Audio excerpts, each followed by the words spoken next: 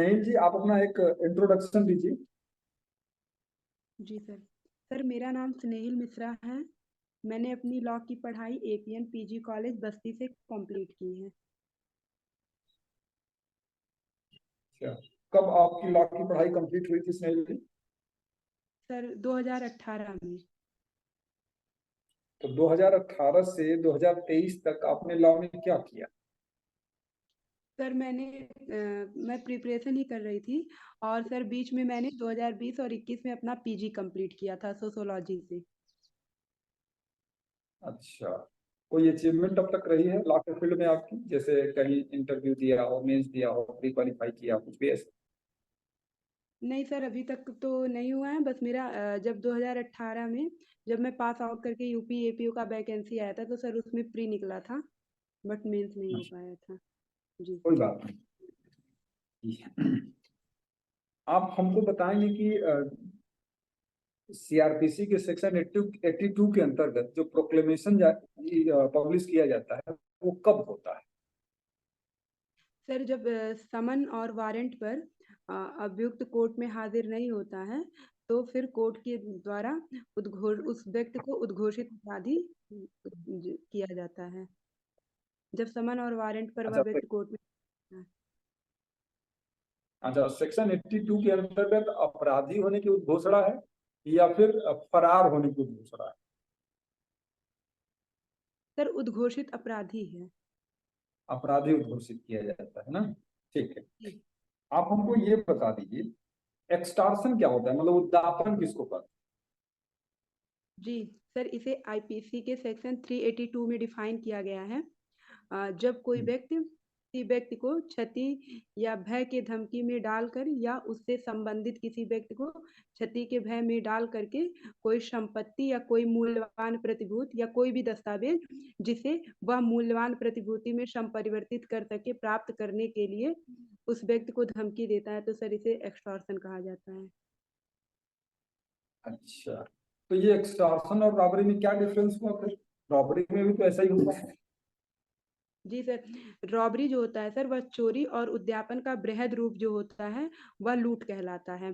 तो सर जब उद्यापन द्वारा लूट होता है तो सर उसमें तत्काल मृत्यु, तत्काल उपहत और तत्काल सदोष अवरोध का भय कारित करके और जिस व्यक्ति को इस प्रकार का तत्काल मतलब उपहत और तत्काल सदोष अवरोध तत्काल उपहत का भय कारित किया जाता है वह व्यक्ति उसकी उपस्थिति में रहना चाहिए जिस व्यक्ति के द्वारा ऐसा किया जाता है।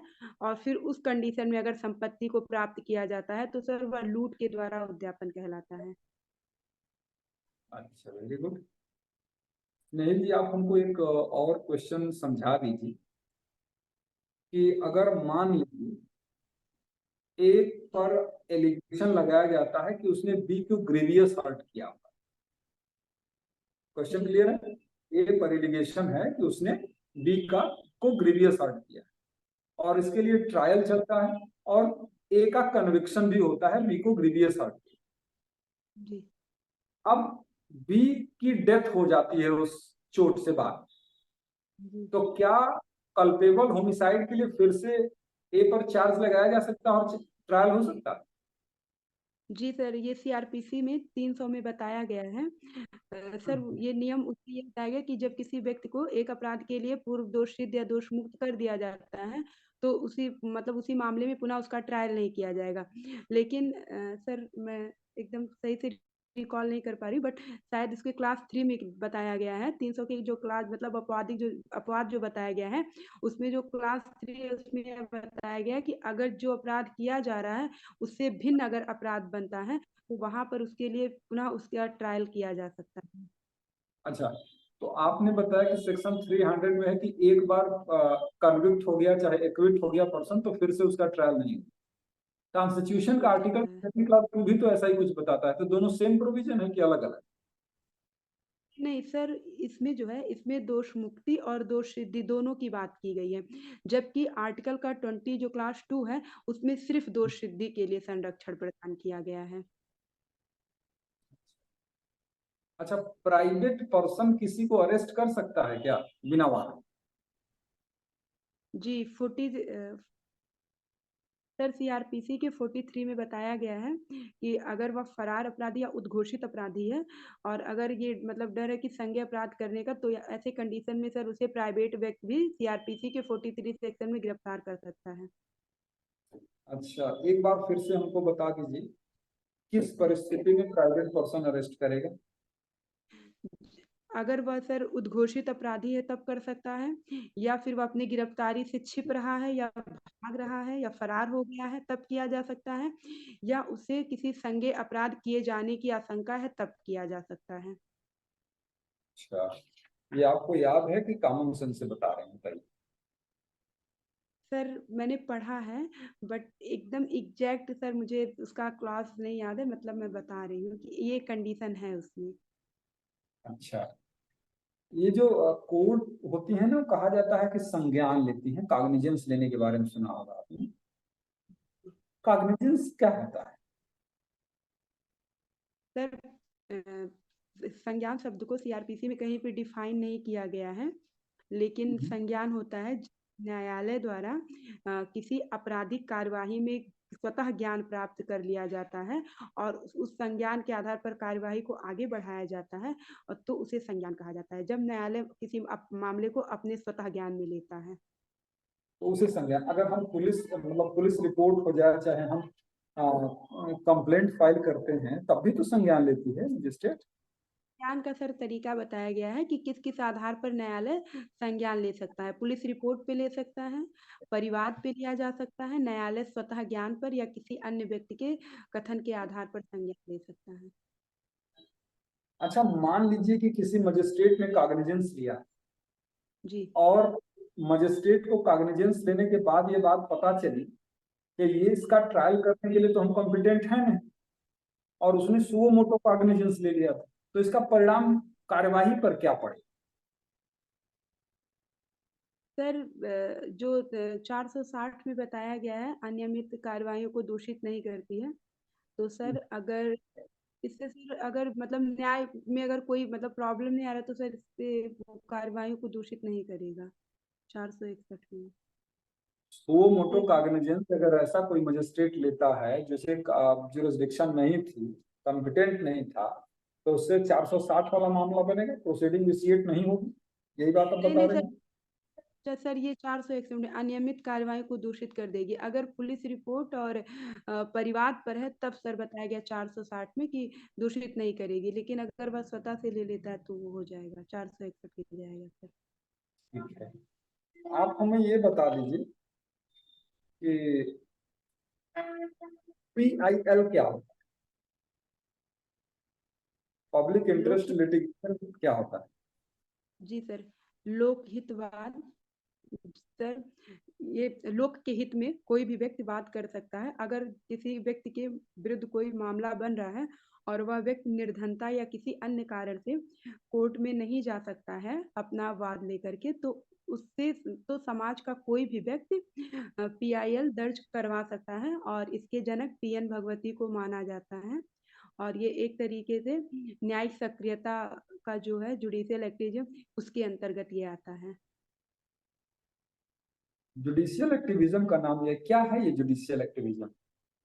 जी सर, जब सर न्यायपालिका नागरिकों के संरक्षण के लिए समाज में आगे बढ़ करके सभी को कानून प्रदान करने के लिए कार्य करता है, और सर वो मतलब कार्यपालिका विधायिका को जो उनके द्वारा कार्य किया जाना है उसके लिए भी वह उनको बाध्य करती है कि उनके द्वारा जो कार्य किया जाना है उसको वह करे, और नागरिकों को संरक्षण प्रदान करने के लिए और सब समाज में सभी वर्गों को न्याय प्रदान करने के लिए न्यायालय अपने कार्य क्षेत्र में आगे बढ़ करके कार्य करती है।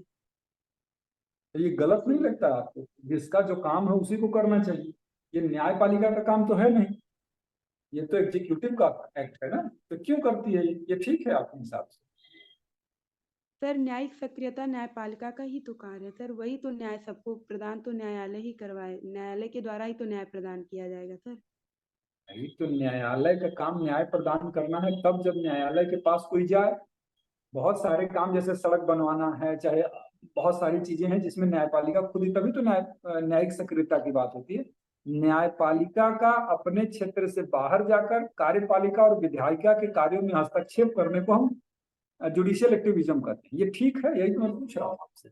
नहीं सर, मेरा कहने का मतलब ये नहीं है। मैंने ये कहा कि जैसे जब कार्यपालिका और विधायिका जो उनको कार्य दिया गया है, अगर वो अपने कार्य को सही ढंग से पालन नहीं करते हैं, तो वहां पर न्यायपालिका उन लोगों को कार्य करने के लिए निर्देशित कर सकती है। तो ये कौन तय करेगा कि वो ठीक से काम नहीं कर रहे हैं? ये तो न्यायपालिका ही ना तय करती है। तो जी जी न्यायपालिका सर। कहेगी कि आप ठीक से काम नहीं कर रहे हैं, फिर न्यायपालिका कहेगी हम करेंगे। तो ये तो सही नहीं लग रहा। मुझे लगता है कि सेपरेशन ऑफ पावर है ना भारत में, ऐसा ही है विशेषता भारत की संविधान की, कि सबकी जी अपनी शक्तियां अलग अलग है और सबको अपनी शक्तियों का प्रयोग अपनी सीमाओं के भीतर करना। तो ये ठीक जी लग रहा है, मतलब आपके हिसाब से आप सहमत हैं इस चीज से ना? सर, हमारे यहाँ स्वतंत्र न्यायपालिका की अवधारणा अपनाई गई है। तो सर, न्यायपालिका ऐसा कार्य कर सकती है जहाँ तक मुझे लगता ठीक है है सर। सर, कोई बात नहीं। आप हमको बता दीजिए, अरेस्ट विदाउट वारंट, पुलिस बिना वारंट के अरेस्ट कर सकती है, सेक्शन 41 के अंतर्गत जो कंडीशन बताई गई है उसको छोड़ के बाकी कंडीशन आप बता। जी सर, 438 में अगर हाई कोर्ट और सेशन कोर्ट अग्रिम जमानत देने से इनकार कर दे रहा है किसी व्यक्ति को, तो वहां पर पुलिस अधिकारी बिना वारंट की गिरफ्तार कर सकती है। और 433 के अंतर्गत अगर किसी व्यक्ति को के दंडादेशों का निलंबन परिहार किया और वह उन शर्तों का पालन नहीं कर रहा है, तो वहां पर भी गिरफ्तार कर सकती है पुलिस अधिकारी बिना वारंट की। और सर, इसके अतिरिक्त अगर किसी व्यक्ति से नाम और निवास का स्थान का पता पूछा जाता है और वह व्यक्ति ऐसा नाम निवास स्थान बताने से इनकार कर दे रहा है या सही नहीं बता रहा है 42 के अंतर्गत, तब भी पुलिस अधिकारी किसी व्यक्ति को बिना वारंट के गिरफ्तार कर सकता है। क्या तो बिना वारंट की ऐसी परिस्थिति में गिरफ्तार कर सकता है? एक लास्ट क्वेश्चन पूछते हैं स्नेहिल जी आपसे, जी कि एक प्रॉब्लम है, ठीक है, उसका सोल्यूशन बताइएगा। कि मैं सांप लिया और स्नेहिल से कहता हूं कि मेरे पास ऐसी दवा है ना कि कितना भी जहरीला सांप से कटवाएंगे आप, मैं तुरंत बचा लूंगा, मेरे पास ऐसी दवा है। और जी आपने कहा अच्छा ठीक है, तो आपने कटवा लिया। उसके बाद मान लीजिए आपका नहीं, मैं किसी और का एग्जांपल लूं, जिसने सांप से कटवाया मेरे कहने के बावजूद उसकी डेथ हो गई, जी मैं किस अपराध के लिए लायबल? सर, जहाँ तक मैं रिकॉल कर पा रही हूँ, सर ये गणेश दुबले का वाद है। आईपीसी के शायद सर वो मर्डर का दोषी होगा। गणेश दूल्हे का वाद इससे रिलेटेड है शायद। सर, मैं ये मर्डर कंफर्म का नहीं क्यों हूँ। दोषी होगा? मर्डर का क्यों दोषी होगा? क्योंकि वहां पे तो उसने अपने खुद से सांप कटवाया है, कंसेंट दी है डेथ की। नहीं? फिर भी सर वो इस पर देता है ना कि उसको मतलब वह बचा लेगा, इस पर देता। अगर वह इस प्रकार की सहमति नहीं देता तो शायद वह अपना कंसर्ट नहीं देता। तो ये जैसे जब हत्या का जो हत्या की पर उसमें 5 अपवाद दिया गया है, तो जो सहमति का बचाव होगा वो उसे नहीं मिलेगा, क्योंकि वो जो सहमति दिया था वो इस आधार पर दिया था कि वह उसको सांप काटने से बचा लेगा। मतलब उसकी और कंसेंट जो थी वो फ्री नहीं थी ना? ये थी सर। Very good. चलिए, जी आप स्नेहिल मिश्रा, आज का जी इंटरव्यू आपका यही क्लोज करते हैं फिर। All the best. जी। Thank you sir.